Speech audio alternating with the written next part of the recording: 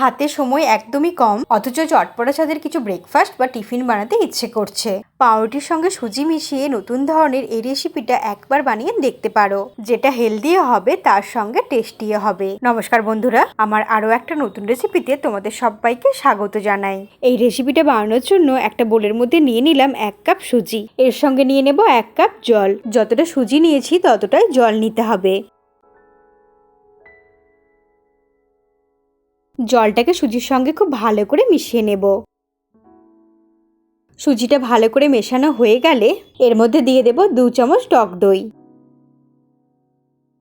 এরপর দইটাকে সুজির সঙ্গে খুব ভালো করে মিশিয়ে নিতে হবে।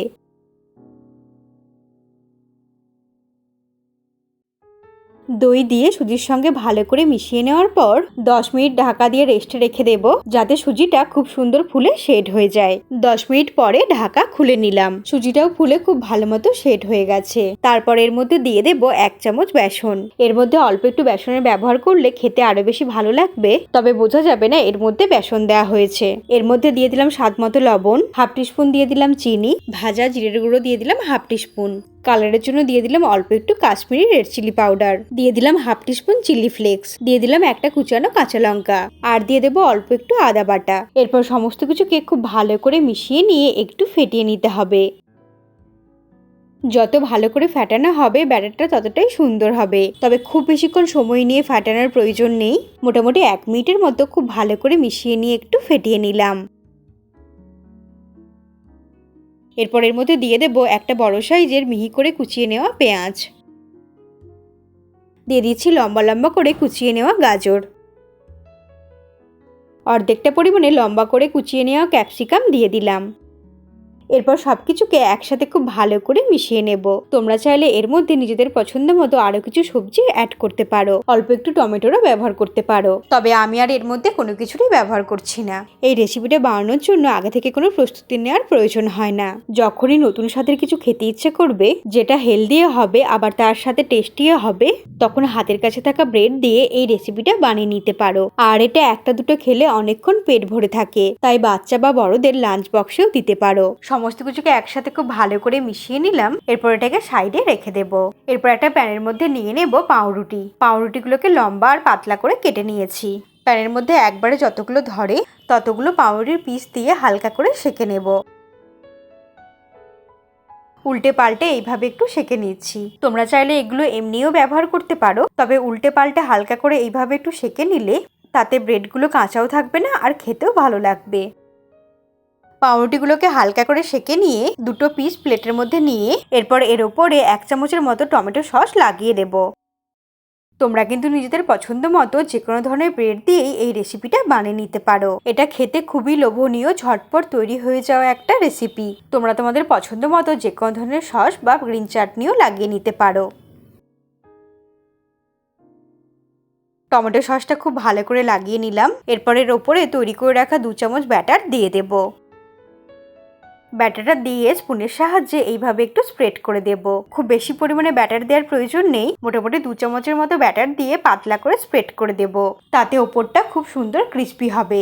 এখানে পাউরুটির পিসগুলো একটু বড় সাইজের ছিল, তাই 2 চামচ করে ব্যাটার দিয়েছি। পাউরুটির পিসগুলো একটু ছোট সাইজের হলে ব্যাটারটাও একটু কমিয়ে দিতে হবে। ব্যাটারটাকে চামচের পেছনের দিকটা দিয়ে খুব ভালো করে লাগিয়ে নিলাম। এইভাবে দুটো পাউরুটি রেডি করে নিলাম। এরপর একটা প্যান গরম করে নিয়ে নেব 1 চামচের মতো সাদা তেল। তেলটাকে প্যানের সব দিকটাতে খুব ভালো করে স্প্রেড করে নিলাম। এরপর গরম তেলের মধ্যে পাউরুটির যেই পাশটা ব্যাটারটা লাগিয়ে রেখেছিলাম ওই পাশটা প্যানের ওপরে দিয়ে দিলাম। এরপর আরও একটা একইভাবেই দিয়ে দেব। এরপর পাউরুটির এই পাশটাতেও দিয়ে দেব 2 চামচের মতো ব্যাটার। তোমরা চাইলে কিন্তু একইভাবেই টমেটো সস লাগিয়ে তারপরেও ব্যাটারটা দিতে পারো। তৈরি করে নেওয়া সুজির ব্যাটারটা দিয়ে চামচের পেছনের দিকটা দিয়ে একইভাবেই কভার করে দিচ্ছি, আর ফ্লেমটা কিন্তু লোতে রেখেছি। পাউরুটির এদিকটাতেও খুব ভালো করে ব্যাটারটা দিয়ে দিলাম। এরপর ফ্লেমটাকে লোতে রেখেই ঢাকা দিয়ে হতে দেব 1 মিনিট। 1 মিনিট পরে ঢাকা খুলে আস্তে করে উল্টে দিতে হবে। খুব সুন্দর কালার চলে এসেছে। এদিকটাতেও যাতে খুব সুন্দরভাবে ভাজা ভাজা হয়ে যায় তার জন্য ছড়িয়ে দিলাম আরো হাফ চামচের মতো সাদা তেল। তারপর আবারও ঢাকা দিয়ে 1 মিনিটের মতো হতে দেব, আর গ্যাসের ফ্লেম লোতেই থাকবে। 1 মিনিট পরে ঢাকা খুলে এইভাবে একটু চেপে চেপে দেব, তারপর আবারও উল্টে দেব। ঢাকা না দিয়ে উল্টে পাল্টে আরও একটু ভাজা ভাজা করে নেব, তাতে আরও বেশি ক্রিস্পি আর মুচমুচে হবে। সাইডের দিকগুলো এইভাবে একটু ভেজে নিতে হবে। প্রথমটা আমরা একটু ঢাকা দিয়ে বানিয়ে নেব, তারপর ক্রিস্পি আর মুচমুচে হওয়ার জন্য 2 সাইডটা মিডিয়াম ফ্লেমে উল্টে পাল্টে একটু ভেজে নিতে হবে। 2 দিকটা উল্টে পাল্টে আমি মনের মতো কালার করে ভেজে নিয়েছি। এরপর এগুলোকে প্লেটের মধ্যে তুলে নেব।